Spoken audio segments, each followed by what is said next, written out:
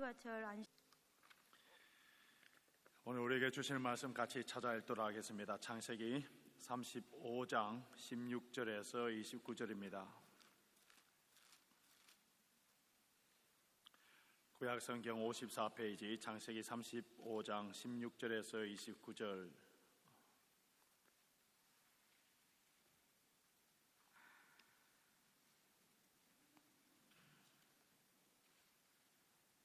창세기 35장 16절에서 29절까지 말씀을 우리 한 목소리로 같이 읽습니다.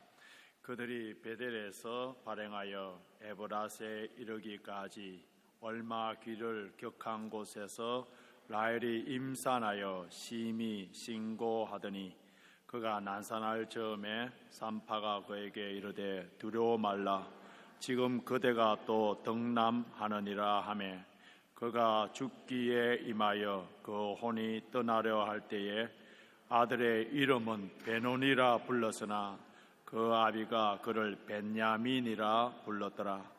라헬이 죽음에 에브랏 곧 베들레헴 길에 장사되었고 야곱이 라헬의 묘에 비를 세웠더니 지금까지 라헬의 묘비라 일컫더라. 이스라엘이 다시 발행하여 에델 망대를 지나 장막을 쳤더라. 이스라엘이 그 땅에 유할 때에 르우벤이 가서 그 서모 빌하와 통간하매 이스라엘이 이를 들었더라.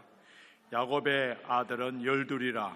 레아의 소생은 야곱의 장자 르우벤과 그 다음 시몬과 레위와 유다와 이사갈과 스불론이요 라헬의 소생은 요셉과 벤야민이며 라헬의 여종 비라의 소생은 단과 납달리요 레아의 여종 실바의 소생은 갓과 아셀이니 이들은 야곱의 아들들이요 밧단 아람에서 그에게 낳은 자더라. 야곱이 기럇 아르밧의 마므레로 가서 그 아비 이삭에게 이르렀으니 기럇 아르바는 곧 아브람과 이삭의 우거하던 헤브론이더라. 이삭의 나이 180세라. 이삭의 나이 많고 늙어 기운이 지남에 죽어 자기 열조에게로 돌아가니 그 아들 에서와 야곱이 그를 장사하였더라. 아멘. 하나님의 은혜와 또 우리 모든 성도님들의 간절한 기도로 말미암아 8월 안식월 한 달 동안 잘 쉬고 건강한 모습으로 돌아왔습니다. 안식월 기간 한 달 동안 여러 가지 일을 했습니다만은 그 중에서 가장 추억에 남는 인상 깊은 그 하나만 소개하라면은 8월 중순쯤에 제 혼자서 이 스코틀랜드와 잉글랜드의 경계 지역에 있는 세인트 컬스버터 웨이에서 100km 정도 되는 길을 일주일 동안 걸으면서 하나님과 독대하는 그런 시간을 가졌습니다. 혼자서 산길도 걷기도 하고 또 숲속길도 걷기도 하고 강가를 걷기도 하고 마지막에 홀리랜드는 이제 그 바닷물이 갈라져서 그곳에 해변길을 걸으면서 제 자신과 또 교회와 우리 민족을 위하여서 기도하면서 첫 번째는 참 많은 회개를 했습니다.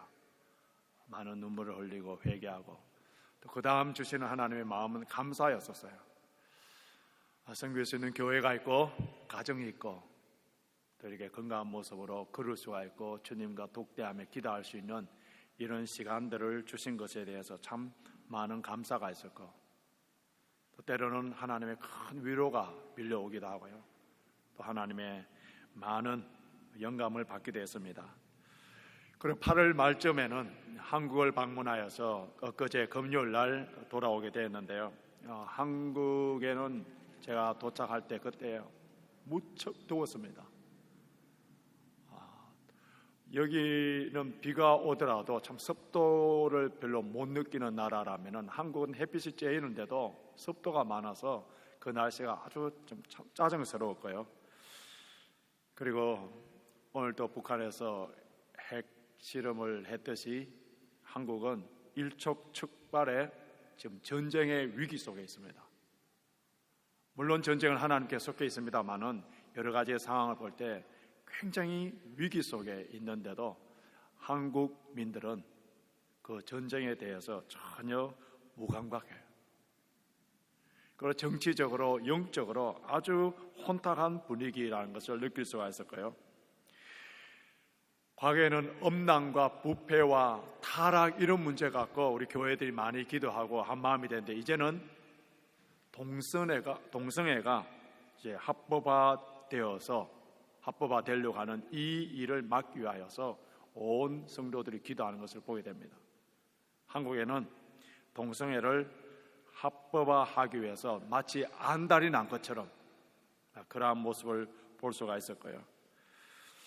우리 이때 우리 오늘 심집사님께서 기도해 주신 것처럼 남북이 해결 문제가 주님의 지혜로 평화적인 방법으로 잘 해결될 수 있도록, 그리고 동성애가 합법화되어서 우리 조국이 멸망의 길로 가지 않도록 하기 위해서 특별히 우리 모세와 같은 심정, 그리고 에스더와 같은 심정, 바울과 같은 심정으로 기도를 해야 됩니다. 오늘 특별히 여러분 예배 마치고 우리 중보 기도실에 또 새벽 기도회, 우리 수요 기도회에 많이 나오셔서 우리 조국을 위하여서 한마음 한뜻으로 간절히 기도해 주시길 바랍니다. 오늘은 9월 첫째 주일입니다. 1년 12개월 가운데서 1월 달에 우리는 새로운 각오를 하고 새로운 계획을 세우기도 합니다.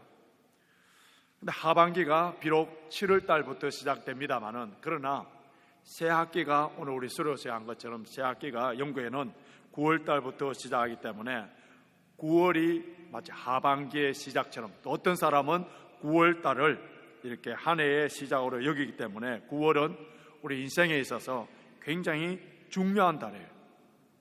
원래 이제 남은 4개월, 이 남은 4개월 동안 우리가 한 번도 가보지 못한 이 인생길에 새롭게 시작하는 우리들에게 주신 하나님의 말씀은 창세기 35장입니다. 이 창세기 35장 후반부에는, 창세기 35장 후반부에 전하는 메시지는 이제 이삭과 야곱의 시대는 가고 야곱의 12아들이 역사의 무대에 서는 새로운 시대의 개막을 알려주는 그러한 내용이라 할 수 있습니다. 오늘 본문에서 두 번이나 언급되어 있는 단어가 있는데 먼저 줄치면서 한번 따라와 보시기 바랍니다. 16절 보시기 바랍니다. 그들이 베델에서 발랭하여, 줄쳐내서 발랭하여, 그 단어가 21절에도 나오는데요, 이스라엘이 다시 발행하여, 우리 성경에는 발행되어 있는데 개역 개정판은 길을 떠났다, 영어 성경은 journey 되어 있습니다. 한 장소에서 다른 장소의 공간적인 이동을 표현할 때도 이 말을 사용합니다만은 시간적인 개념에 있어서 과거를 보내고 이제 미래로 나아가는 역동적인 의미로 사용될 때도 이 단어를 사용합니다. 우리 그리스도인들에게 있어서의 이 전이, 순례의 길을 어떻게 합니까? 어떤 마음과 태도로 이 순례의 길 전이를 해야 됩니까? 우리 그리스도인들에게는 예수 그리스도의 십자가와 사랑의 은혜로 말미암아 구원받은 하나님의 백성들이기 때문에, 그래서 우리의 미래는 항상 긍정적이고 밝고 아름다워요. 우리가 9월을 맞이하여서 인생의 새로운 순례길을 걸어갈 때에 우리의 마음가짐과 태도는 힘차게 걸어가야 돼요. 행복하게 걸어가야 돼요. 이러한 희망찬 새 시대의 새 학기에 새 비전을 가지고 우리가 걸어가기 위해서 먼저 우리가 해야 될 일이 있는데, 첫 번째로 해야 될 일은 옛 시대, 낡은 시대를 보내버려야 돼요. 새 포도주는 새 부대에 넣어야 되는 것처럼 옛 시대, 낡은 시대는 보내야 됩니다. 우리 35장을 보시면은 이 35장에 장례식이 3번 나옵니다. 다시 줄치면서 따라와 보세요. 먼저 우리 8절 보시면은 8절 제가 읽어드리겠습니다. 리브가의 유모 드보라가 죽음에 그를 베델 아래 상수리 나무 밑에 장사하고 그 나무 이름을 알론 가굿이라 불렀더라. 그 19절 보시기 바랍니다.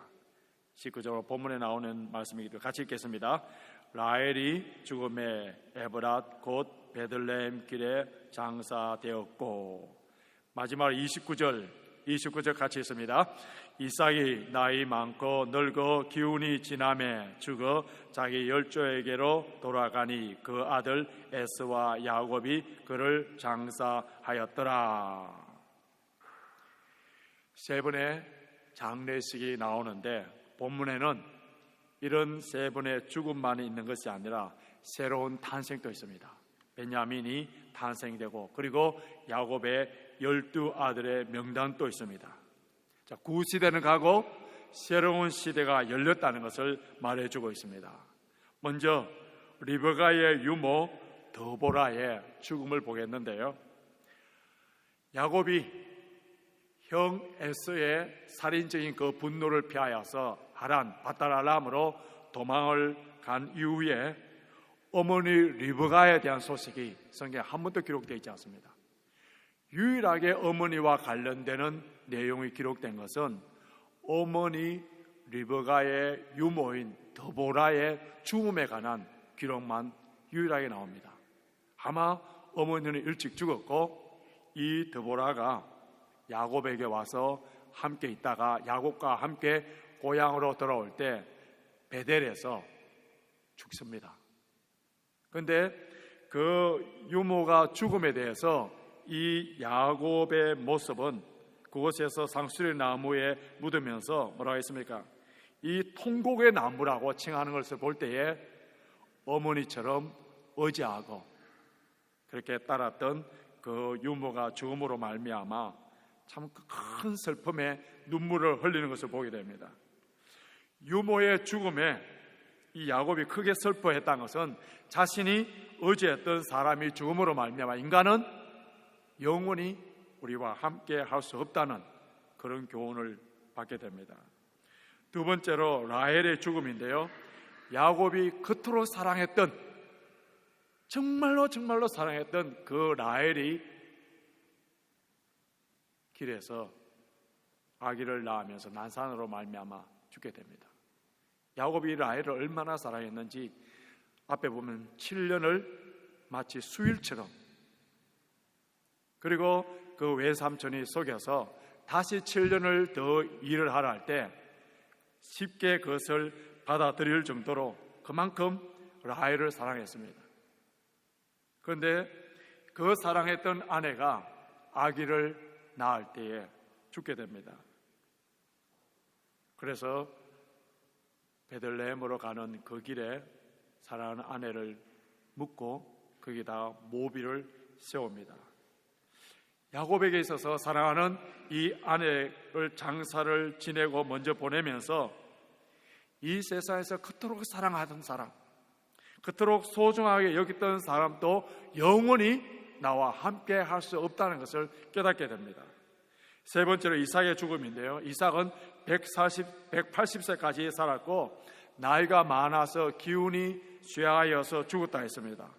야곱에게 있어서 이삭은 자신의 생명을 뿌리고 자신을 축복해 주고 위대한 믿음의 열조임에도 불구하고 그는 영원히 존재하는 것이 아니라 그도 인생의 한계로 말미암아 나이가 들었고 기운이 쇠하여서 열조들이 가는 그 길을 가버렸었어요.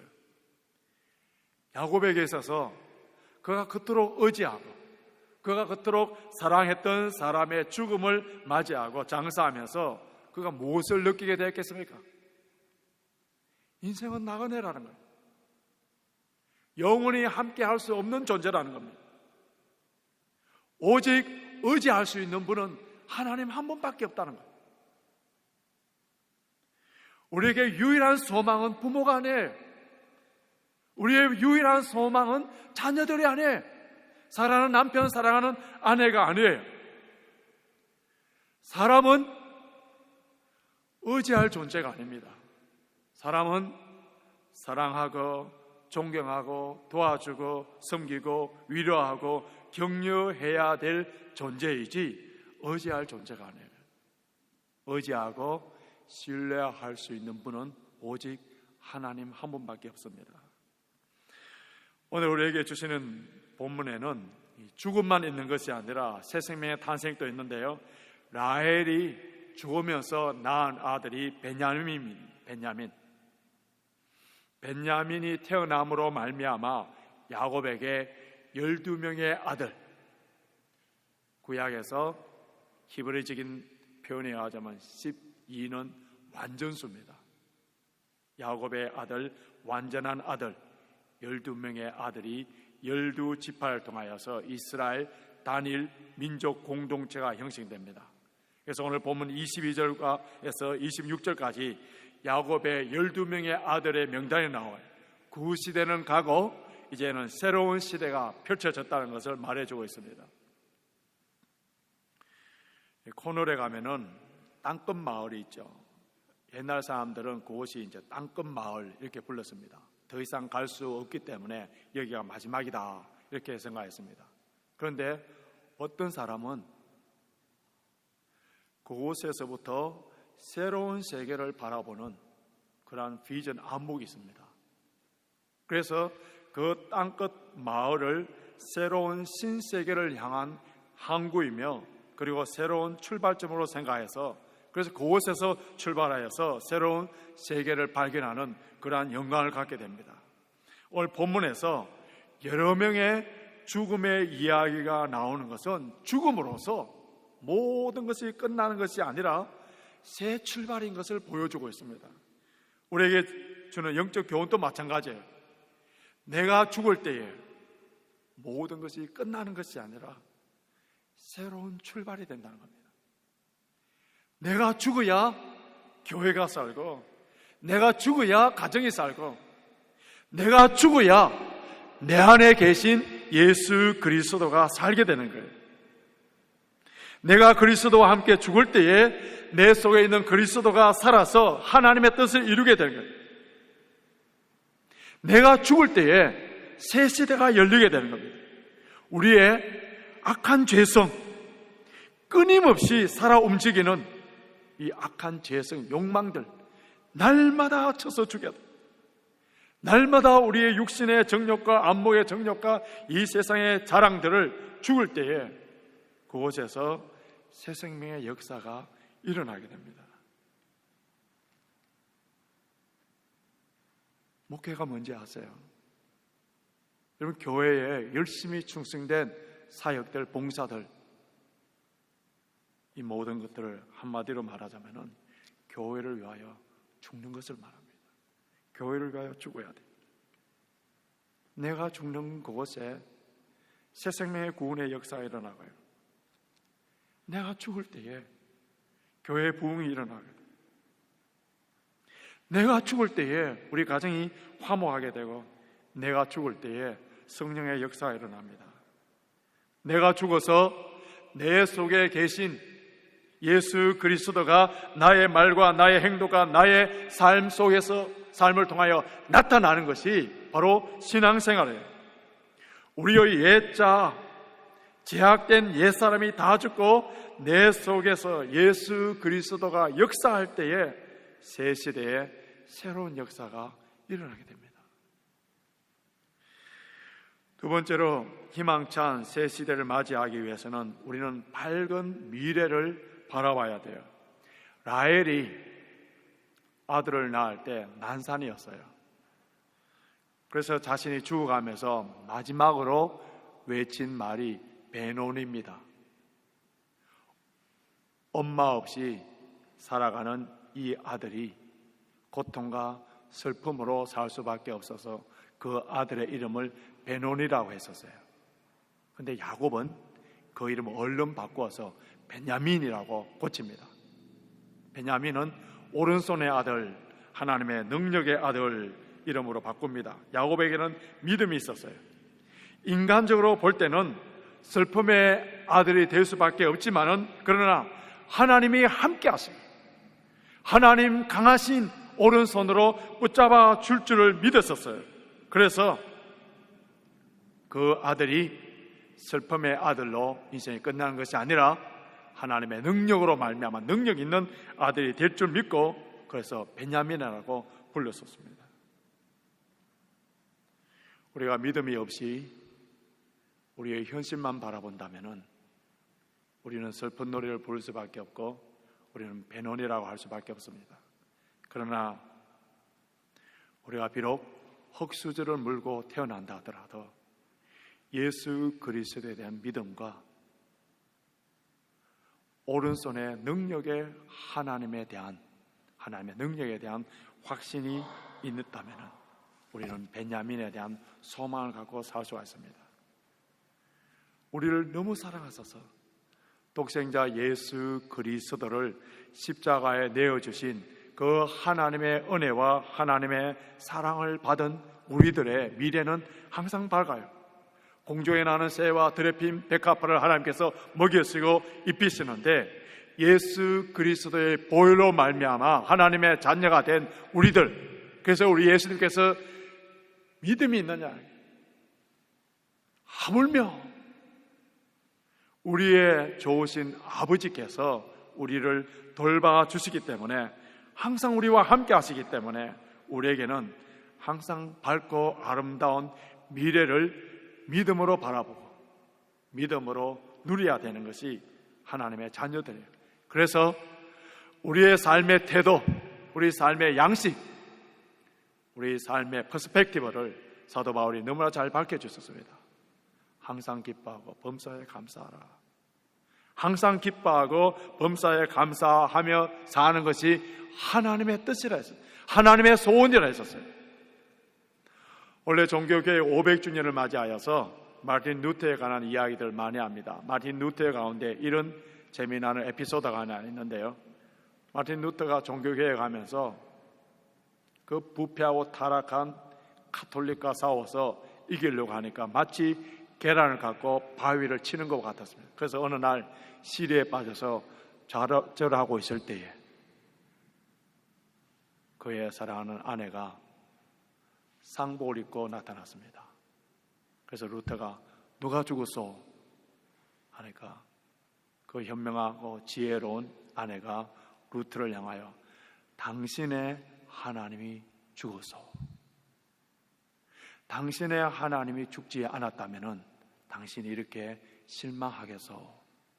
그때 루터는 정신이 번쩍 들어서 하나님이 살아계신다 외치면서 그때 영감 받아서 지은 찬송이 우리 찬송가 384장 내주는 강한 성이요입니다. 내주는 강한 성이요 방패와 병기 되시니 큰 환난에서 우리를 구하여 내시리로다. 옛 원수 마귀는 이때도 힘을 써 모략과 권세로 무기를 삼으니 천하에 누가 당하랴. 내 힘만 의지할 때는 패할 수밖에 없도다. 힘 있는 장수 나와서 날 대신하여 싸우네. 이 장수 누군가? 주 예수 그리스도 만군의 주로다. 당할 자 누구랴? 반드시 이기리로다. 이 땅에 마귀 들끓어 우리를 삼키려 하나 겁내지 말고 섰거라. 진리로 이기리로다. 친척과 재물과 명예와 생명을 다 빼앗긴데도 진리는 살아서 그 나라 영원하리라. 아멘. 하나님이 살아계시고 우리의 강한 성이시고 방패이시고 병기이시기 때문에 믿는 사람들이라면 우리의 앞날에 항상 베냐민의 인생이 될 줄을 우리가 믿어야 됩니다. 교회도 마찬가지예요.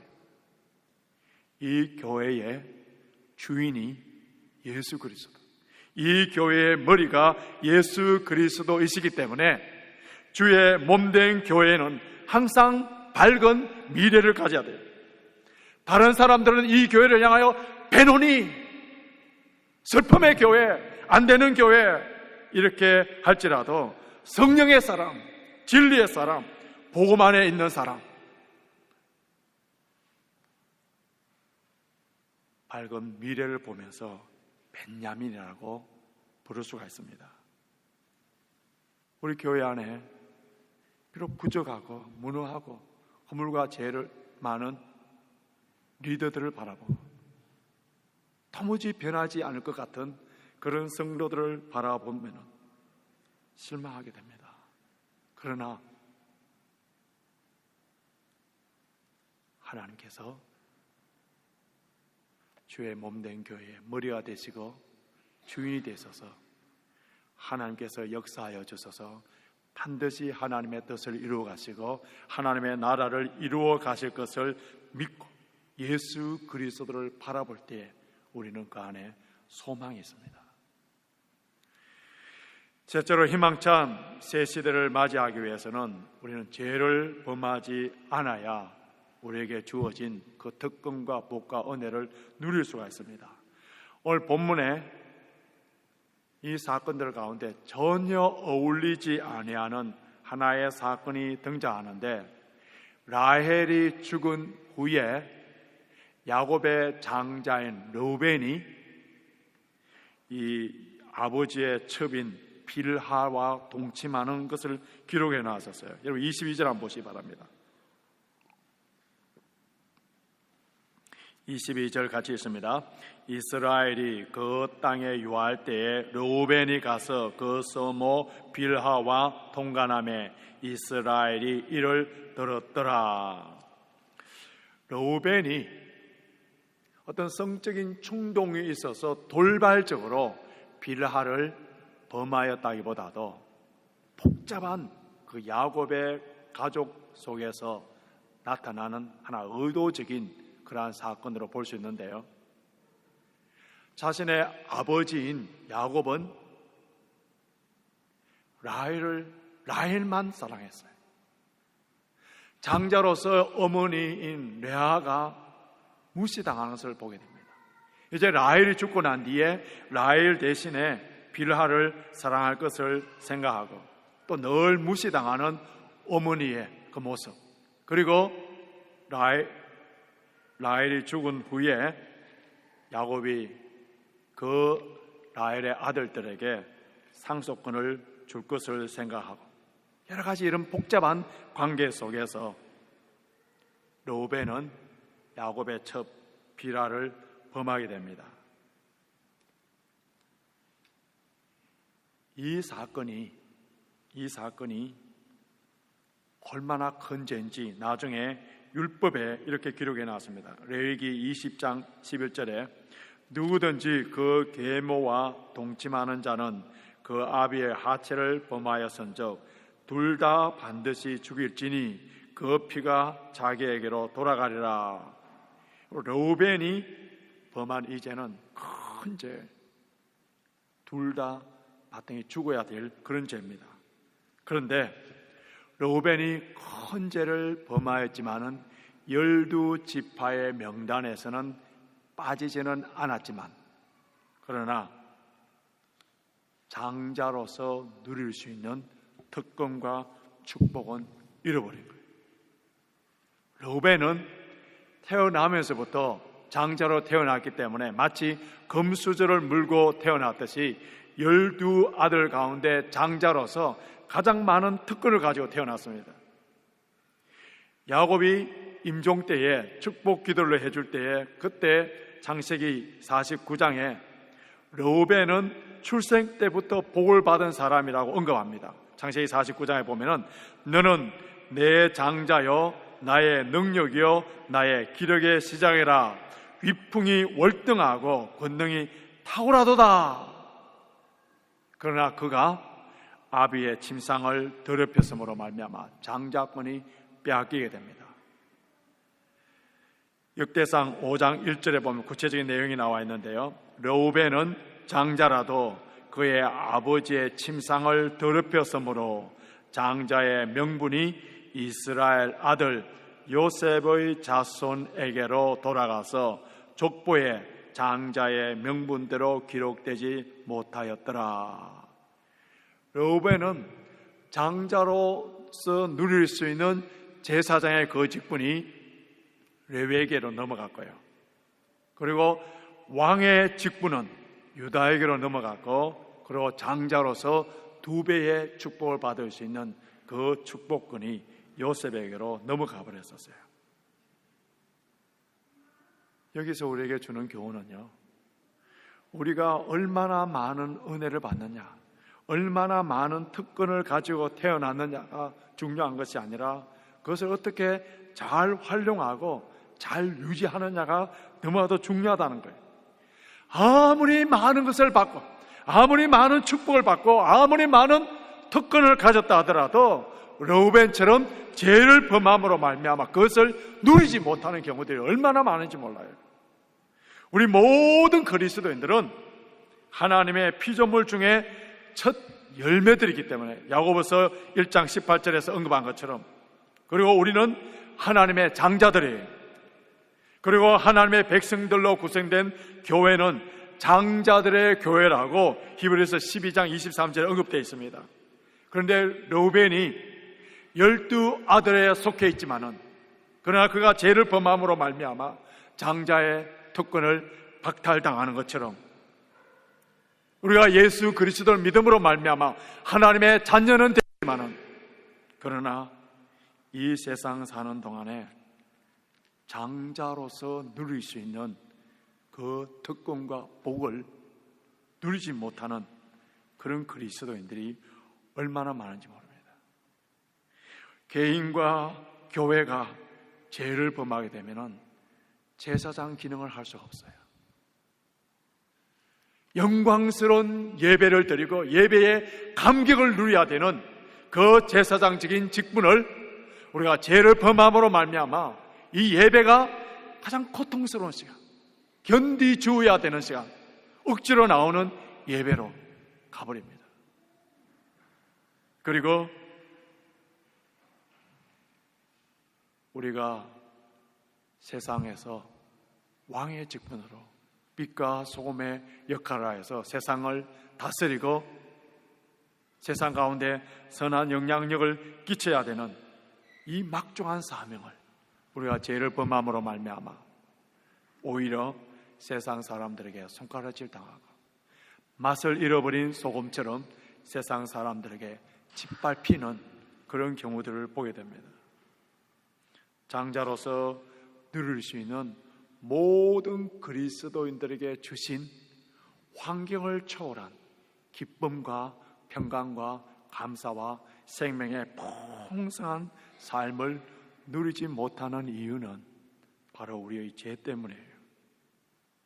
우리의 불순종과 죄악으로 말미암아 하늘로서부터 오는 그 풍요로움, 그 축복들, 그 은혜들을 받아 누리지 못하도록 그 죄가 막아버립니다.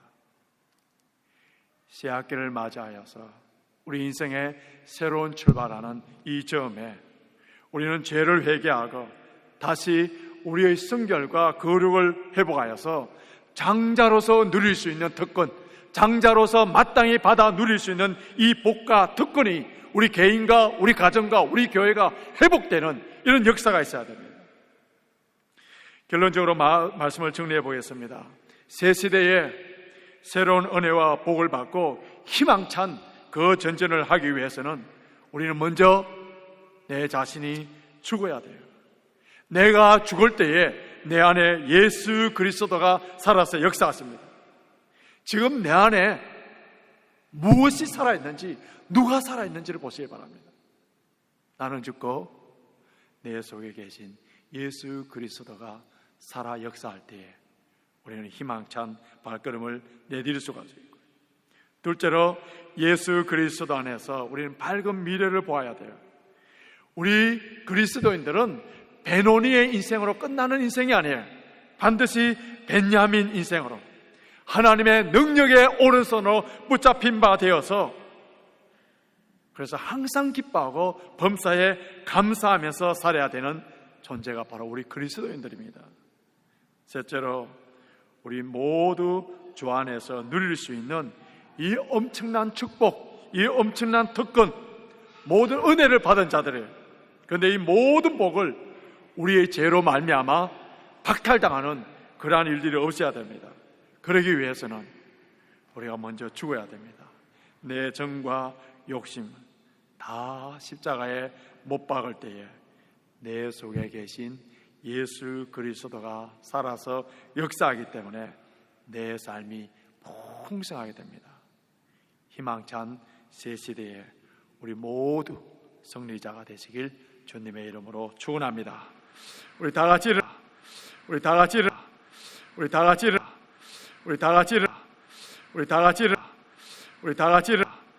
우리 다 같이